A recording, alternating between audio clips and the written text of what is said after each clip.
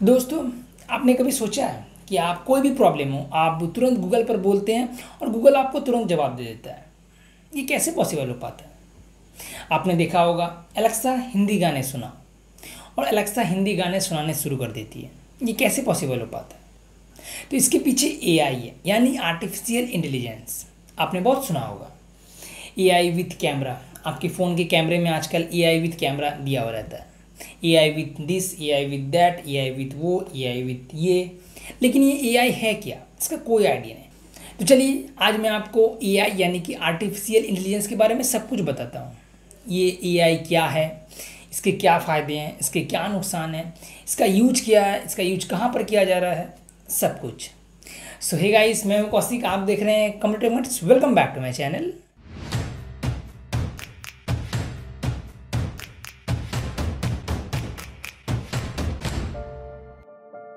तो सबसे पहला सवाल, आर्टिफिशियल इंटेलिजेंस क्या है?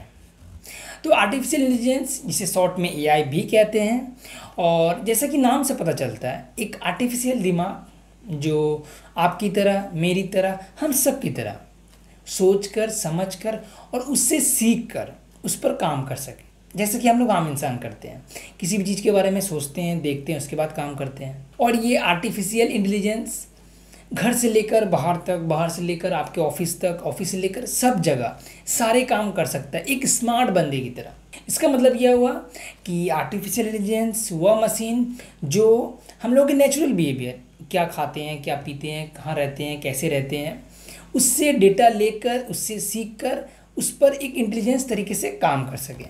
फॉर एग्ज़ाम्पल, आपके सामने है Google Assistant, Amazon Alexa, Apple Siri, Samsung Bixby. ये सारे वॉइस असिस्टेंट एआई यानी कि आर्टिफिशियल इंटेलिजेंस के कारण ही पॉसिबल हो पा रहा है। तो मान लीजिए आपको चाय पीना पसंद है, जो कि सबको पसंद है, और आपने एक मशीन या गूगल असिस्टेंट को, जिसको चाय के बारे में सब कुछ पता है, और आप ये डेटा डाल देते हैं कि आपको चाय पीना पसंद है। तो आप जब भी चाय के बारे में पूछेंगे, चाय पियेंगे, आपको चाय के बारे में वो सब कुछ बताएगा। चाय कैसे पिया जाता है, चाय से क्या फ़ायदे हैं, चाय के क्या नुकसान हैं, दूसरी जगह पर चाय को कैसे पीते हैं, चाय के साथ क्या आपको खाना चाहिए जो आपको चाय का मज़ा और दुगना आएगा, सब कुछ। उसी तरह से अगर एक मशीन को किसी चीज़ के लिए उस पर डेटा डाल देते हैं, उसको स्ट्रक्चर बता देते हैं कि समोसे का स्ट्रक्चर ट्रायंगल होता है और जलेबी का स्ट्रक्चर गोल गोल, राउंड राउंड, तो जब भी किसी भी हलवाई की दुकान में उस स्ट्रक्चर का देखेगा, कहीं पर भी किसी भी जगह पर, वो उसको समोसा और गोल गोल राउंड को जलेबी कहेगा। तो अब आपको एआई के बारे में थोड़ा थोड़ा क्लियर हो रहा होगा। तो आर्टिफिशियल इंटेलिजेंस कंप्यूटर को कंट्रोल करने और रोबोट और हम लोगों के नेचुरल बिहेवियर से सीखकर एक इंटेलिजेंस तरीके से काम करना। तो यहाँ पर इंटरेस्टिंग फैक्ट कि आर्टिफिशियल इंटेलिजेंस की खोज 1950 में जॉन मैकार्थी ने किया था। नाम याद रखिएगा, जॉन मैकार्थी। आप जॉन मैकार्थी को फादर ऑफ आर्टिफिशियल इंटेलिजेंस भी कह सकते हैं। और उनका मानना था कि एक ऐसा कंप्यूटर सिस्टम, एक ऐसा रोबोटिक सिस्टम बनाया जाए जिसका बेसिस हम आम इंसान के दिमाग की तरह हो और हम आम इंसान के दिमाग की तरह काम कर सकें। और आपको जानकर हैरानी होगी कि सबसे पहले जापान में आर्टिफिशियल इंटेलिजेंस पर काम करना, इसकी टेक्निक पर काम करना शुरू हो गया था। और उसके बाद ही 5th जनरेशन के कंप्यूटर में भी आर्टिफिशियल इंटेलिजेंस और मशीनी लर्निंग को फोकस किया गया। तो ऑफकोर्स आर्टिफिशियल इंटेलिजेंस के कारण कई सारे ब्रांड और कई सारी कंपनियों को बहुत ही ज़्यादा फ़ायदा हुआ है। जैसे AI based chatbot, advance search engine, e commerce platform पर आपको स्मार्ट सजेशन मिलते हैं और आपको ऑटो सर्च का भी मिल जाता है, और भी बहुत कुछ। लेकिन इसके साथ ही साथ आर्टिफिशियल इंटेलिजेंस के कई सारे नुकसान भी हैं जिसे आप इग्नोर नहीं कर सकते हैं। तो आर्टिफिशियल इंटेलिजेंस में सबसे बड़ा इसका एडवांटेज है कि आर्टिफिशियल इंटेलिजेंस के कारण आपको कोई भी बड़ा प्रॉब्लम, आपको कोई भी बड़ा काम हो, उसमें गलतियाँ यानी कि एरर्स बहुत ही कम देखने को मिलेगी, एकदम ना के बराबर, जब तक कि उसका एल्गोरिथम और डेटा गलत ना हुआ हो। उसके बाद एआई सिस्टम का यूज ऐसी जगहों पर कर सकते हैं जहां पर आम इंसान के लिए, हम लोगों के लिए खतरा है, वहां पर आर्टिफिशियल इंटेलिजेंस बड़ी आसानी से काम कर सकता है। फॉर एग्जांपल कहीं पर अगर आग लगने पर या अर्थक्वेक या फ्लड्स, रेस्क्यू ऑपरेशन के दौरान इन सारी जगहों पर आम इंसान के लिए खतरा है, लेकिन आर्टिफिशियल इंटेलिजेंस बड़े अच्छे तरीके से काम कर सकता है।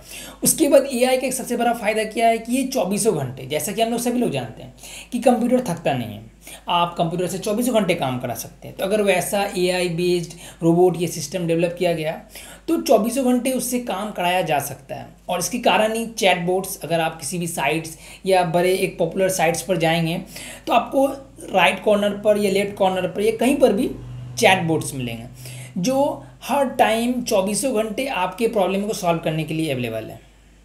आप 24 घंटे किसी भी प्रॉब्लम को लेकर पूछ सकते हो और आपको जवाब मिल जाएगा, वो भी बिना ब्रेक के। तो ये सब एआई के कारण ही पॉसिबल हो पाया है। उसके बाद एआई में कोई भी इमोशंस नहीं होते, इसलिए ये आपके काम को एक्यूरेट और फास्ट तरीके से कर सकता है, जबकि हम लोगों में ऐसा नहीं है। हम लोग में इमोशंस होते हैं, हर चीज़ को लेकर, हर बात को लेकर, हर चीज़ पर इमोशंस और फीलिंग्स होता है और उससे आपके काम पर असर पड़ता है। लेकिन एआई सिस्टम में ऐसा कुछ भी नहीं है, वो 24 घंटे बिना कोई इमोशंस के काम कर सकता है। उसके बाद बोलते बोलते पता चल जाता है कि बिना इमली के सांभर कैसे बनेगा। तो ये किसके कारण पॉसिबल हो पाया है? जस्ट एआई, आर्टिफिशियल इंटेलिजेंस के कारण ये चीज़ें पॉसिबल हो पाई है। आप गूगल पर कुछ भी बोलते हैं, आपको तुरंत गूगल उसका जवाब देता है। तो ये सारी चीज़ें एआई के कारण ही पॉसिबल हो पाया है। इसके अलावा और भी कई सारे वॉइस असिस्टेंट मिल जाएंगे जो एआई के कारण ही पॉसिबल हो पाया है। उसके बाद एलेक्सा हिंदी गाने सुनाओ, एलेक्सा इसको घर से भगाओ, एलेक्सा समोसे का, ये सारी चीज़ें जो एलेक्सा क्लाउड सर्विस है ये एआई के कारण ही पॉसिबल हो पाया है। इसके अलावा विंडोज़ का कॉर्टेना, एप्पल का सीरी और भी कई सारे असिस्टेंट हैं जो एआई के कारण ही पॉसिबल हो पाया है। उसके बाद नासा का मार्स मिशन भी एआई के कारण ही पॉसिबल हो पाया और नासा इस एआई की वजह से ही दूसरे प्लैनेट पर जीवन की खोज कर पा रही है। उसके बाद आपके सामने एक अच्छा एग्जाम्पल है, अच्छा एडवांटेज है ड्राइवरलेस कार, ये भी एआई के कारण ही पॉसिबल हो पाया है। ये भी जितने सारे ड्रोन्स देख रहे हैं जो फूड डिलीवरी कर रहा है, ये भी सारी चीज़ें एआई के कारण ही पॉसिबल हो पाया है। तो ये सारे एडवांटेज हैं आर्टिफिशियल इंटेलिजेंस के।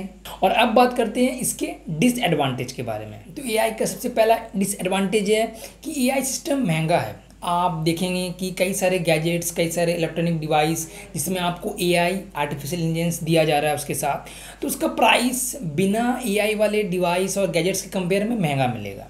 उसके बाद एआई सिस्टम क्रिएटिव नहीं है, आप उस पर जो डेटा डाल कर रखेंगे वो उसी के अकॉर्डिंग जवाब देगा, उसी पर इंटेलिजेंस तरीके से काम करेगा। अगर आप उसको कोई नई चीज़ें दिखा देते हैं तो अगर उनके पास कोई डेटा नहीं है एआई सिस्टम के पास, तो वो फिर उसके बारे में कुछ नहीं बता पाएगा। उसके बाद एआई सिस्टम का सबसे बड़ा डिसएडवांटेज है कि अनएम्प्लॉयमेंट। आप देखेंगे कि जहाँ पर जो काम 5 या 10 बंदा कर सकता था, 5-10 लोग कर सकते थे, वहाँ पर एक एआई सिस्टम, एक एआई रोबोट्स स्मार्ट तरीके से और इंटेलिजेंस तरीके से काम कर रहा है। तो यहाँ पर अनएम्प्लॉयमेंट बढ़ा है, लोगों को जॉब मिलना मुश्किल हो गया है। जहाँ पर एक आम इंसान काम कर सकता था वहाँ पर भी अब चैट बोट्स आ गए हैं जिससे उसका सारा प्रॉब्लम सॉल्व हो जा रहा है। तो इन सारी चीज़ों से अनएम्प्लॉयमेंट बढ़ा है। उसके बाद अगर एआई सिस्टम के कारण सारी चीज़ें बोट्स पर, चैट बोट्स पर और बोट्स पर छोड़ दिया जाता है तो लोगों का एक्सपीरियंस वो गिर जाएगा, लोगों को ट्रस्ट नहीं रहने वाला है, लोग आपके ऊपर ट्रस्ट नहीं करेंगे, लोग अपने पड़ोसी के ऊपर ट्रस्ट करना छोड़ देंगे। तो ये सारे डिसएडवांटेज हैं एआई सिस्टम के। उसके बाद अगर एक एआई सिस्टम से लैस अगर उसे गलत बंदे के हाथ में दे दिया जाए तो आप इसका रिजल्ट जानते हैं कि कितना डेंजर हो सकता है। तो बस फ्रेंड्स, ये था आर्टिफिशियल इंटेलिजेंस के बारे में सारी चीज़ें, क्या है, कैसे काम करता है, किसने इसको लाया, इसके क्या फ़ायदे हैं, इसके क्या नुकसान हैं। और आई होप आपके सारे सवालों का जवाब मिल गया होगा। तो अगर वीडियो अच्छा लगा तो please like, comment, share, subscribe to my channel. और इस वीडियो से कोई भी सवाल नीचे कमेंट कर बेझिझक पूछ सकते हो। आज के लिए इतना ही, जल्दी मिलेंगे नेक्स्ट वीडियो में, तब तक के लिए गुड बाय।